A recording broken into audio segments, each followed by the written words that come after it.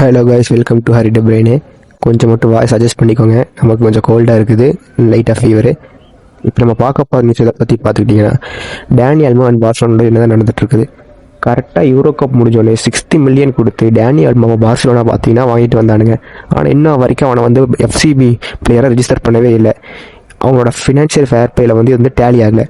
அது இத்தனை நாள் என்ன பண்ணான்னு பார்த்தீங்கன்னா, ரொனால்டோ அரோஜோ மற்றும் கிறிஸ்டன்சன் வந்து இன்ஜி ஆனனால அவரோட சேலரியை வச்சு டேனியல் மோகட்டை காமிச்சு மேனேஜ் பண்ணிட்டு இருந்தாங்க. ஆனால் டிசம்பர் 31 மேலே ரொனால்டோ அரோஜோ மற்றும் கிறிஸ்டன்சன் வந்து டீமுக்கு திரும்ப வராங்க.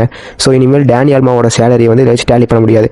டேனியல் மோவை கொடுத்த கான்ட்ராக்டில் அவருக்கு கிளாஸ் படி அவர் வேணும்னா அவர் ரெஜிஸ்டர் பண்ணால் விட்டுட்டாங்கன்னா அவர் எந்த டீம் வேணால் மூவ் ஆகிக்கலாம், அது ஃப்ரீயாக. இதனால் பார்சலோனாக்கு எவ்வளோ லாஸ்ன்னு பார்த்தீங்கன்னா, ஆர்பி லைப்சிக்கு வந்து அவங்க கொடுக்க வேண்டிய 60 மில்லியன் மற்றும் டேனியல் மாவோட சேலரி ஃபார் அன்டில் 2030 வரைக்கும் கொடுத்தாகணும். அது ஒரு 41 மில்லியன்.